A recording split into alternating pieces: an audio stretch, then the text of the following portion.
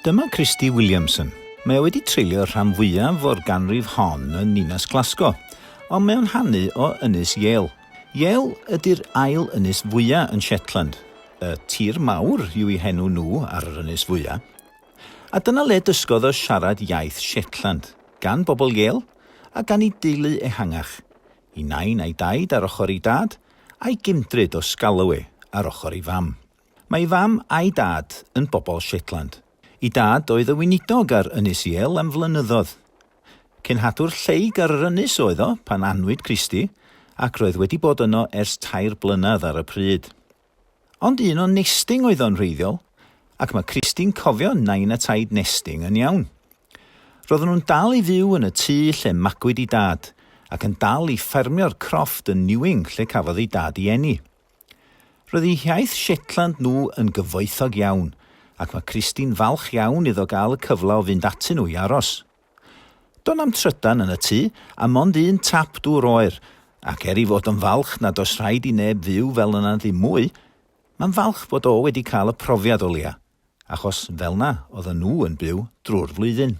Mae Christy wedi llunio cerdd am y tŷ hwnnw, ac enw'r gerdd ydy Burns. The sun shone through the skylicht, and the lang cald hit stone bruised me tays with forgotten dreams. Ooh and feathers and body hit kept that corner of hoose at me heart for being as cold as the air. A hand, a pyjama'd arm, oh, get to the morning, pull socks onto itchy feet. Taysarks and jumpers is shocked on and wan, legs shiver into bricks. I pick up the dry pishin pot, creak me way out the door, and let me smucks grip every step to breakfast. The roof I slept beneath is gone. The lum'll never reek. But wherever I walk, the fire my grandfather set for me at the bottom of the stair, allow within me bones. Dyna hanes I deulu o nesting felly. Un o Scalloway oedd ei fam, bod ei mam hitha a gwreiddia yn Ynys Yale. Un o deulu Houston oedd hen daid Christy o Graveland yn Walffordd. Gan fod mam Christy yn un o 8 o blant, roedd na lawer o leisia Scalloway i'w glywed ar aelwyd teulu Christy. Yn enwedig ers i'w rieni symud yn ôl I Scalloway yn 1999, i'r tŷ lle magwyd mam Christy. Ond mae Christy hun wedi ymgartrefu ers 2001 yn Glasgow, ac mae'n sgwennu cerddi yn iaith Shetland ers 2003, 20 mlynedd y mwy, felly mae wedi hen arfer bellach. Un reswm pam y dechreuodd sgwennu yn iaith Shetland oedd am I fod o'n byw'n alltud lawr fama yn Glasgow. Iaith Shetland oedd ei iaith naturiol, ond oedd am digon o gyfle i'w defnyddio mond ar y ffôn hefo'i rieni, neu os oedden nhw'n dod lawr I weld o, neu ynta'n mynd nôl adra. Mae gyda fo frawd draw yng Nghaeredin, ac mae yna ambell un arall o Shetland wedi setlo yn Glasgow hefyd. Mi fydd yn gweld Chris Stout o bryd i'w gilydd, sy'n rhoi cyfle am sgwrs. What did you make of Glasgow? Any time I came to Glasgow, it was too big for me brain to cope with, I think.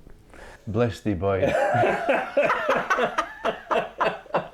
I bumped into Freya not that long ago. Oh, boy. Yeah. And she's on the south side, I She's over on the south side, yeah.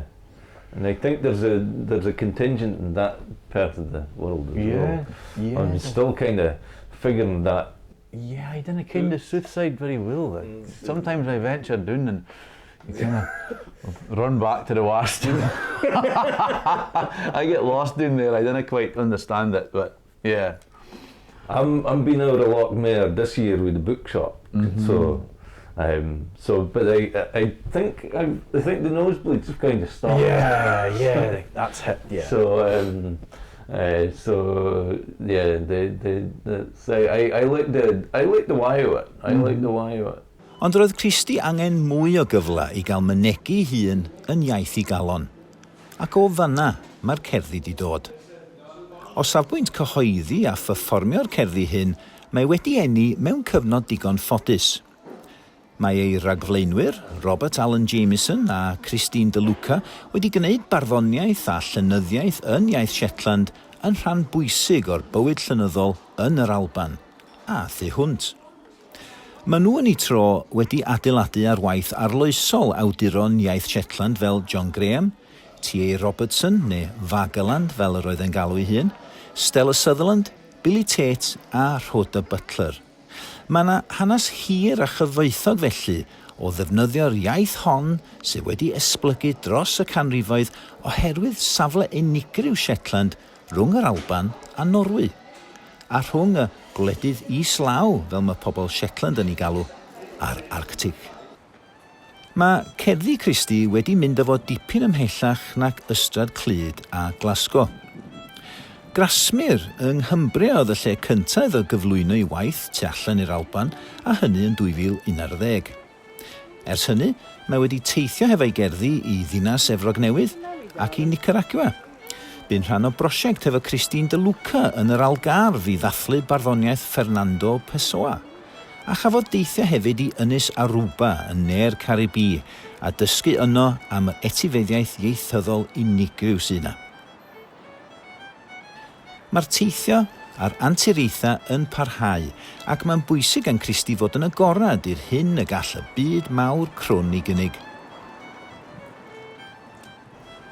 Ond yr un mor bwysig ac efallai'n fwy angenrheidiol yw cofio fod a'r cerddi sydd wedi agor cymaint o ddrysa iddo fo o gwmpas y byd I gyd yn dod yn y pen draw o Ynys Yale.